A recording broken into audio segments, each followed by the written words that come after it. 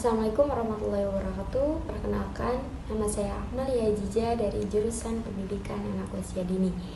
Di sini saya mempresentasikan tentang pengembangan sosial emosional anak melalui metode bercerita. Dan selanjutnya kita ke slide yang pertama, yaitu menurut Harlock 1978, faktor pengembangan memegang peran penting dalam kehidupan anak dalam bahasa. Nah, bahasa juga akan digunakan oleh anak untuk berkomunikasi dengan orang lain maupun orang tua. Dan berbicara merupakan sarana bagi anak untuk menyampaikan pendapat, ide, keinginan yang ada di diri anak. Ada seorang ahli menyatakan metode bercerita adalah suatu pembelajaran dan disampaikan dengan bercerita dan menyampaikan atau menguraikan suatu peristiwa atau kejadian melalui kata-kata ataupun gambar. Nah, slide selanjutnya ada metode. Nah, metode bercerita adalah proses pengenalan pada emosi dan bentuk ekspresi seperti marah, kesal, bahagia, sedih, senyum, gembira, dan banyak lagi ekspresi-ekspresinya.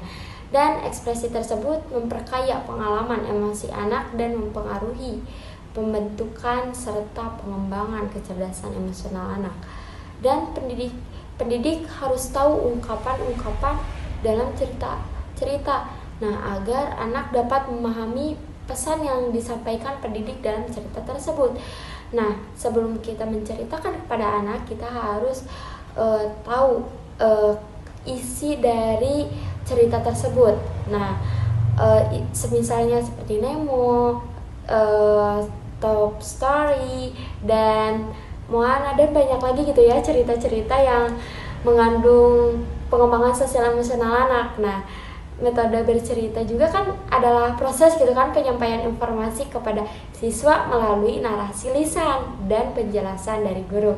Nah, metode ini sangat penting gitu bagi perkembangan anak untuk mempermudah anak berinteraksi dengan lingkungan dan mengenal dirinya sendiri. Nah, slide selanjutnya ada aspek pengembangan metode bercerita. Nah, aspek pengembangan metode bercerita itu ada 4 ya. Yang pertama ada aspek nilai religius. Nah, adalah kemampuan anak usia dini untuk bertindak sesuai dengan ajaran agama dan nilai-nilai positif sehingga bermanfaat bagi kehidupan bermasyarakat. Aspek sosial emosional. Aspek sosial emosional merupakan kemampuan anak usia dini dalam belajar, beradaptasi dan memahami situasi dan emosi dengan cara mendengarkan, mengamati dan meniru apa yang dilihatnya ketika berinteraksi dengan orang-orang sekitarnya. Adapun aspek sosial dan emosional yang dapat diperkuat melalui metode bercerita, anak diajarkan untuk menyimak dan sabar mendengarkan cerita dari awal hingga akhir. Nah, selanjutnya ada aspek kognitif. Nah, aspek kognitif ini merupakan kemampuan anak usia dini dalam berpikir, mengingat, memahami, dan mengeksplorasi lingkungan sekitarnya. Anak pada usia dini sudah mempunyai pengetahuan dan kemampuan dalam memecahkan masalah dan mengambil keputusannya.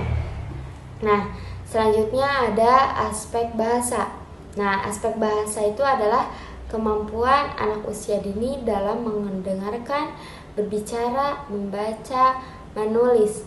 Nah, aspek kebahasaan yang dapat ditingkatkan dengan metode bercerita adalah ketika guru bercerita, anak dituntut untuk memperhatikan dan mendengarkan cerita dengan baik, sehingga anak dapat mengembangkan kemampuan mendengarkannya. Nah, slide selanjutnya ada manfaat metode bercerita. Yang pertama, melatih anak untuk pintar berkomunikasi dan bercerita, mengembangkan bahasa anak, membuka wawasan pengetahuan anak dengan memberikan informasi, melatih anak untuk belajar bercerita, menumbuhkan kemampuan yang baru bagi anak dari kerjasamanya dalam bercerita sebuah cerita. Dan selanjutnya ada kelebihan metode bercerita.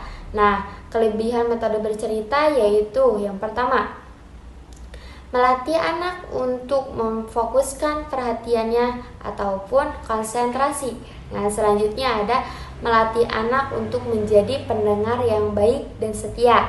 Selanjutnya, mengembangkan potensi anak terhadap hal yang tidak nyata. Yang keempat ada mengembangkan kemampuan mengingat anak terhadap hal tertentu yang disampaikan melalui tuturan secara lisan. Nah, selanjutnya slide selanjutnya ada kekurangan dalam metode bercerita. Yang pertama, guru atau orang tua terkadang enggan untuk berekspresi dengan sebaik-baiknya. Jadi guru itu harus bercerita dan menunjukkan ekspresinya. Nah, terus yang kedua ada terkadang anak kan merasa jenuh gitu ya untuk duduk mendengarkan, tidak ada media dan alat peraganya. Nah, guru tuh harus menyediakan alat peraga dan alat-alat yang lainnya. Terus yang ketiga ada anak akan fasih pemahaman, banyak yang ingin ia ketahui untuk ditanyakan ketika guru atau orang tua bercerita. Dan yang selanjutnya ada didik menjadi pasif karena anak banyak mendengarkan atau menerima penjelasan dari guru. Yang lima, kurang merangsang perkembangan kreativitas dan kemampuan siswa untuk mengutarakan pendapatnya. Dan selanjutnya ada daya serap atau daya tangkap anak didik berbeda dan masih lemah gitu ya, sehingga sukar memahami tujuan pokok isi cerita kan. Nah, selanjutnya ada cerita menumbuhkan rasa bosan terutama apabila penyajiannya tidak menarik. Nah, si guru tuh harus cerita tuh yang semenarik mungkin gitu biar anak tidak membosankan dan tidak jenuh untuk mendengarkan cerita tersebut. Nah, slide yang terakhir yaitu kesimpulan.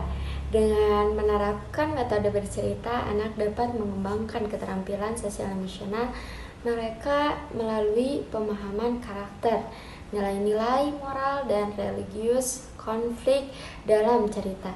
Ini meningkatkan empati, keterampilan komunikasi dan memaham emosi, menciptakan dasar yang kuat untuk menghubungkan sosial yang sehat saat mereka tumbuh dewasa. Nah, hampir sudah selesai ya presentasi saya. Demikianlah beberapa hal yang bisa saya sampaikan. Sebelumnya mohon maaf yang sebesar-besarnya kepada kalian yang mendengarkan apabila dalam penyampaiannya kurang bagus ataupun tutur kata yang tidak pantas dikatakan. Assalamualaikum warahmatullahi wabarakatuh.